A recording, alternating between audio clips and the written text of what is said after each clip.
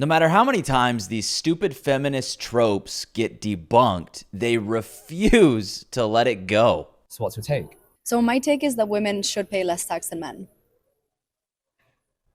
100% disagree. No. Well, I mean, if you look at it, there are several factors that put women at a disadvantage Yep, of course. economically in terms of labor. For example, the pink tax, razors just for being a razor for women, they're more expensive. You can also take a look at period products, which women have to spend money on every month. You know, it's not really a choice for us Yeah, yeah. whether or not we pay for Yep, period of course. products. Bringing up the pink tax in 2026 shows just how committed these feminists are to the propaganda. You can explain to them, oh, well, it's product differences.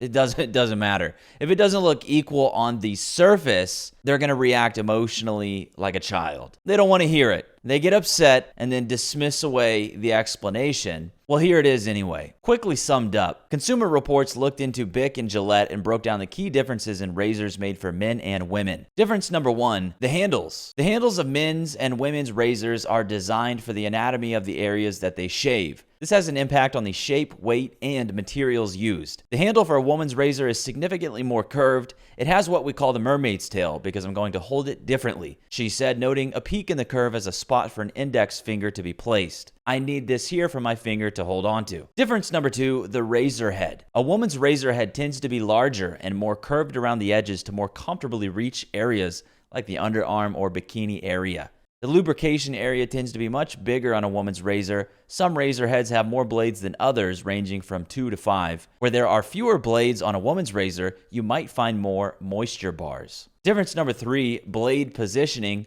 Women's razors made by Bic offer more skin cushioning, flexible heads, and moisturizing features to help glide smoothly across larger or curved areas of the body. They also accommodate longer strokes, which are more typical when shaving legs and arms. Both Gillette and Bic say their women's razors are better for the body. Can a woman use a man's razor on her legs? Yes. Can a man use a woman's razor on his face? Yes. But would the experience and the result be great? No. And that's what it's all about, right? Sort of designing the tool to give the best results and the best experience. The gender pay gap is still very much persistent in a lot course. of countries. These are really important, obviously, like economic disadvantages that women face.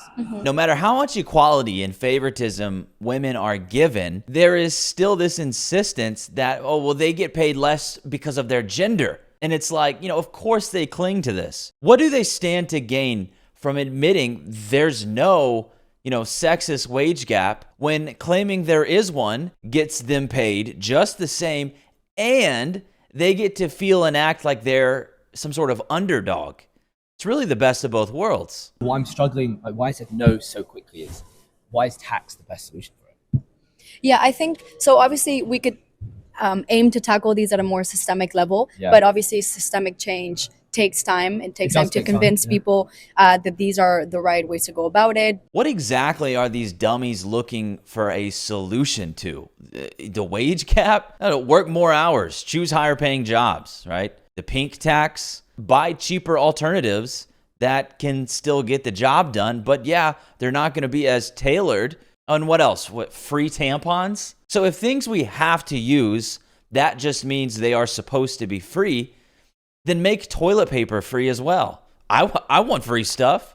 Everybody wants free stuff, but reasonable people understand someone still has to pay for it. And of course, in her world, well, the male taxpayers would be the ones doing so. But I know, for instance, Policymaker. like period products, they're like at a university, they're becoming free now. And so that has taken a year, but then surely that will be easier than trying to put in a huge tax difference. I mean, also as well as that, are you going to tax women less, but then tax men more?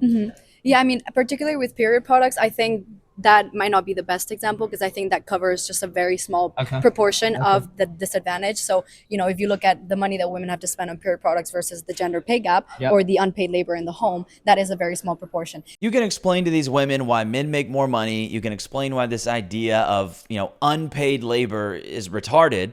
I mean, especially with modern dynamics. These aren't stay-at-home mothers, and they still bitch. there's in some, massive imbalance. Some data claims women do slightly more at home, even when both people work, but men also work more hours, and that part always gets ignored. But I agree with you that some efforts have been taken to There's kind of something more radical. counteract that. Exactly. And I think that in the meantime, while you were saying societal change, while that's happening, I think maybe a tax buffer for women would be fair and just.